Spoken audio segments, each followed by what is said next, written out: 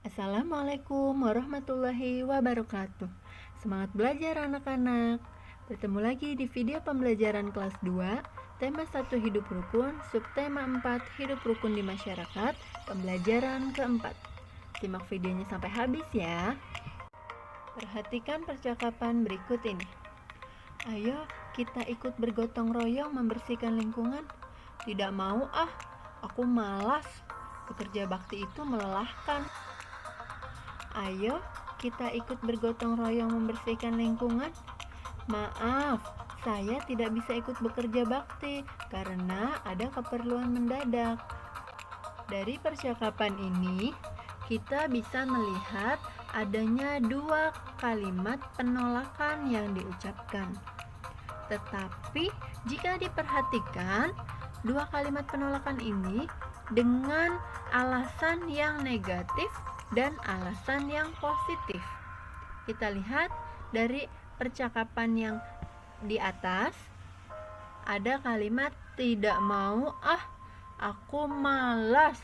Nah, di sini anak laki-laki mengucapkan kalimat penolakan tetapi dengan alasan yang negatif.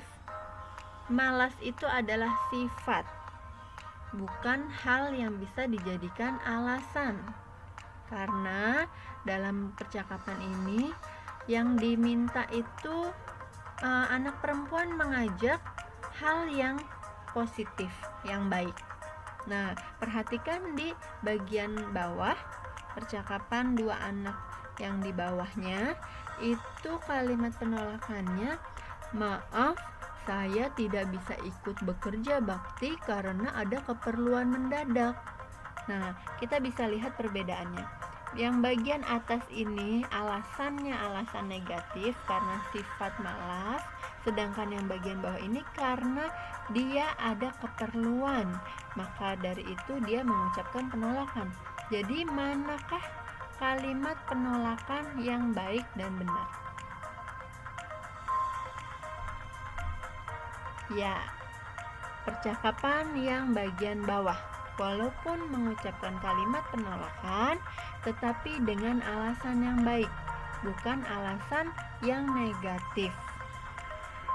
Dalam pembelajaran sebelumnya, kita sudah mempelajari atau membahas soal cerita dengan cara ditambah dan dikurang.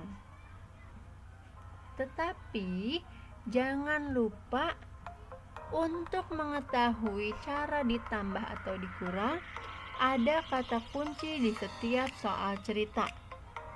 Perhatikan, untuk cara ditambah biasanya ada kata dan, ada kata membeli, dan ada kata mendapat. Selain ini, ada banyak lagi kata yang dapat menghasilkan cara ditambah, yaitu kata-kata yang dapat menambah jumlah benda. Sedangkan soal yang kita kerjakan dengan cara dikurang biasanya ditandai dengan kata diberikan, digunakan, atau dibagikan. Dan masih banyak kata lagi yang bisa menentukan bahwa kata itu dapat mengurangi jumlah benda. Kita lihat contohnya. Pedagang memiliki persediaan tisu sebanyak 174 pak.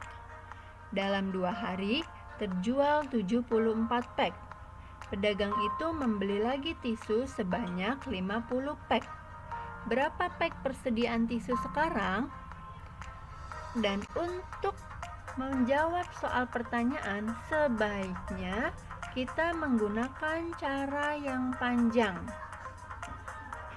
Nah, kita harus mencari dulu apa yang diketahui dalam soal cerita supaya kita lebih mudah untuk menyelesaikannya. Nah, di sini yang diketahui ada kata persediaan tisu sebanyak 174 pak. Lalu ada kata terjual 74 pak dan ada kata membeli lagi 50 pack. Nah, di sini jelas ya, kita sudah menemukan apa kata kunci untuk menyelesaikan soal cerita. Setelah itu, yang ditanya adalah persediaan tisunya sekarang. Nah, cara menjawabnya kita tulis dulu. Ada angka 174, 74, dan 50. Di sini tidak boleh ditulis secara terbalik. Harus sesuai urutan yang ada di dalam soal cerita.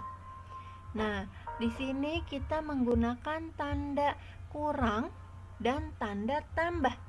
Kenapa?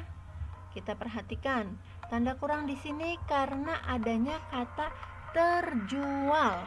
Jadi, persediaan atau jumlah awalnya 174. Karena terjual, maka kita menggunakan cara dikurang. Dikurang berapa? 74. Karena dalam cerita yang terjual ada 74 pack. Lalu setelah angka 74 kita menggunakan penjumlahan atau ditambah karena ada kata membeli lagi. Nah, membeli lagi berarti menambah jumlah persediaan. Berapa yang dibeli? 50. Jadi persediaan tisu sekarang 174 dikurang 74 ditambah 50 sama dengan 150 pack. Kita tulis juga di bagian atasnya. Nah, begini seharusnya kita untuk menjawab soal cerita supaya lebih mudah dipahami. Cukup sekian pembelajaran kita kali ini.